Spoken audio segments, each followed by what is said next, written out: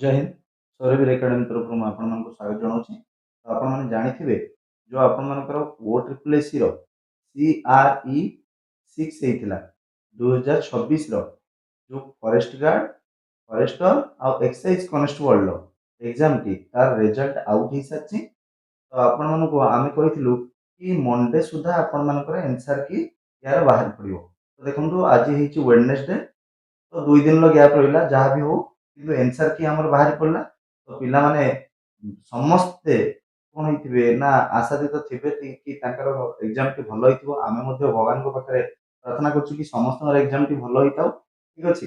आप मैंने जो मैंने तो एग्जाम रिजल्ट चेक कर सारे जो मैंने चेक करना जापर ना कि चेक करेंगे। तो देखो वीडियो डिस्क्रिप्शन में मुझे Saurabh academy official telegram channel link टी दे देछि। लिंक रे आपण क्लिक करूँ क्लिक करी गला परे आपण माने देखिबे मु एठी आ गोटे लिंक देछि लेटेस्ट लिंक जोटा देछि से लिंक ऊपर आपण क्लिक कर देबे।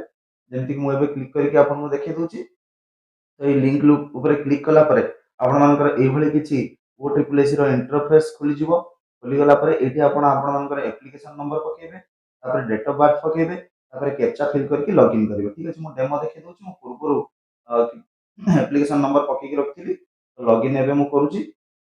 लॉगिन कला परे एठी आपनकर स्टूडेंट इंटरफेस खुलुची खुल सारा परे देखंतु एप्लीकेंट डिटेल्स एठी देखै दोछि। तापर कैंडिडेट रेस्पॉन्स एठी तापर ऑब्जेक्शन फॉर्म माने ऑब्जेक्शन फॉर्म माने कोन आपण मानकर परीक्षा रे जदी को क्वेश्चन ऊपर आपण मानकर ऑब्जेक्शन थिबो ताले एठी आपण click here to raise objection मारि के आपण माने देखै परिबे ठीक अछि। तो मु एठी कैंडिडेट रेस्पॉन्स ऊपर जाउची कैंडिडेट रेस्पॉन्स ऊपर जाई के एठी क्लिक कला परे मोर एभला किछि इंटरफेस खुली गला।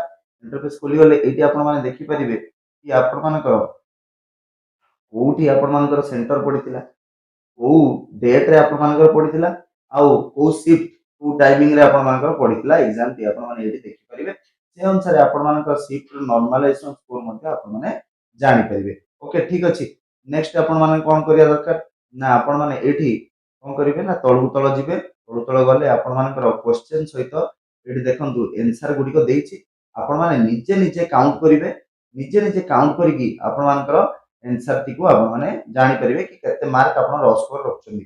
जेमति मु एठी आपण को देखै दोछि किछटा केमति काउंट करिवे ना एठी देखंतु 10 नंबर क्वेश्चन अछि 10 नंबर क्वेश्चन ल आपण मानकर सठिक आंसर होछि बी ठीक अछि। एठी जे स्टूडेंट चूज करछन्ती से भी ऑप्शन बी चूज करछन्ती ता माने एठी तांकर से +1 काउंट करिवे। सेही भलिया देखंतु एडी जो तापर next question data next question लो ऑप्शन सी होची राइट आंसर किंतु से कोनोसी ऑप्शन चूज करनांती ता माने एठी तांकर ना कुछ नुकसान अछि ना कुछ फायदा अछि माने एठी से कोनोसी मार्क पाइबे नाही। सेही भलिया माइनस मार्किंग केमती आपण जानिबे देखंतु म आपन को देखै दोची। तो ध्यान से देखंतु जो माने न जानि परछन्ती कि नुआ अछन्ती ताले से माने एठी आराम से जानि परिबे।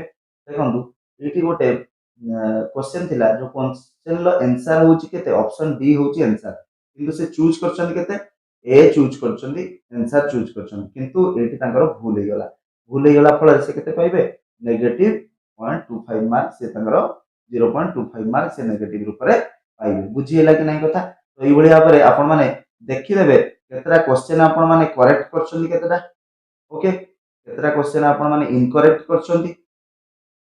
करेक्ट क्वेश्चन पई 1 मार्क लिखा देई जिवे ठीक अछि।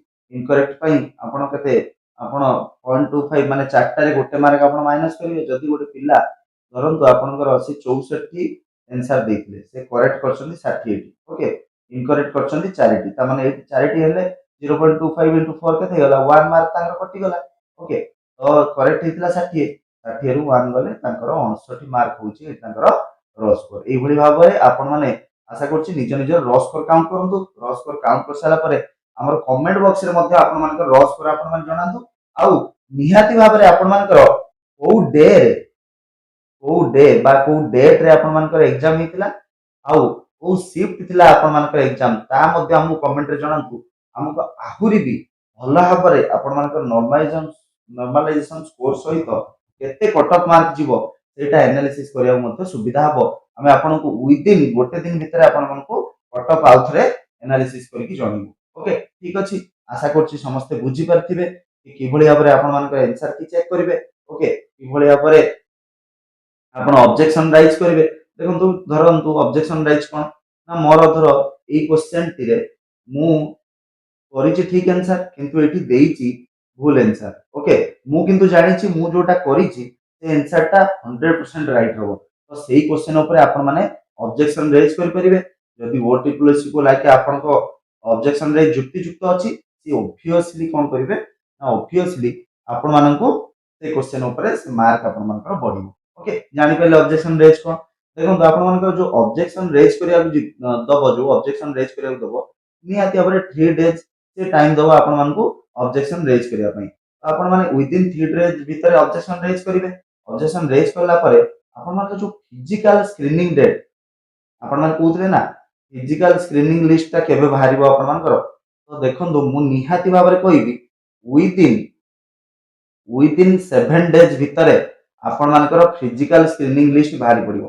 माने आज आपण केते तारिख धरंतु आज हला 13 तारिख 13 तारिख मु हेले मु कहूची 20 मे सुधा 20 मे सुधा आपण माने देखिबे 20 मे सुधा आपण मान करो निहाती भाबरे फिजिकल स्क्रीनिंग लिस्ट आसी जिवो। ओके आपण माने जानिछन तो ऑब्वियसली फिजिकल स्क्रीनिंग लिस्ट रे अप्रोक्सीमेटली 4500 रु 5000 बढिया पिला सिलेक्ट हेबे। ओके 20 मे भितरे तो जो माने भलो मार्क रखिचंती मु आगुरु जो कट ऑफ वीडियो पकेइथिली जो माने भलो मार्क रखिचंती रॉ स्कोर ऑब्वियसली 50 ऊपर रखिचंती ना 50 ऊपर रॉ स्कोर रखिचंती ना। तो आपण माने आजिटू प्रैक्टिस करंतु आजिटू फिजिकल प्रैक्टिस करंतु। ई जो फॉरेस्ट गार्ड आउ एक्साइज कांस्टेबल जो आपण माने 2021 मसिया रे जो एग्जाम हितला ना 2021 मसिया रे एग्जाम 180 रु पिला माने 35 मार्क लेखे रखी कि मध्ये चाकरी करचंदी आज्ञा बुझी पाइले कि नै कथा। किंतु सेतबेले टिके फिजिकल टॉप थिला आ पिला माने एते फिजिकल जो एग्जाम रिलेटेड जो एग्जाम सब अछि से एग्जाम को पिला माने जाउ नथले एमिति खाली कौतूहल बस तो देई दोथले किंतु से माने फिजिकल करिया को जाउ नथले। किंतु या पूर्वर जो फॉरेस्टर आ फॉरेस्ट गार्ड थिला देखंतु फॉरेस्टर आ फॉरेस्ट गार्ड थिला सेतिरे मध्ये पिला माने एते बेसी कटि नथिले फिर भी किंतु सेटा गोटे मरणांतक एग्जाम थिला काहे ना सेतिरे 4 जण पिला ओडिसा रु प्राण हराइथिले 4 जण पिला ओडिसा रु कोन होइतिला प्राण हराइथिले रे हला ई प्रबल खरा रे से देखंतु पुनी एथरो भी सेबला खरा कलानी। आपण मान को कहूची ई जो स्क्रीनिंग लिस्ट बाहरियो ना 20 मे सुधा स्क्रीनिंग लिस्ट बाहरियो मु आपण मान को डेफिनेटली कहूची 10 जून सुधा विद इन 20 डेज भितरे 10 जून सुधा से आपन को फिजिकल करेगा को डाकी दबो।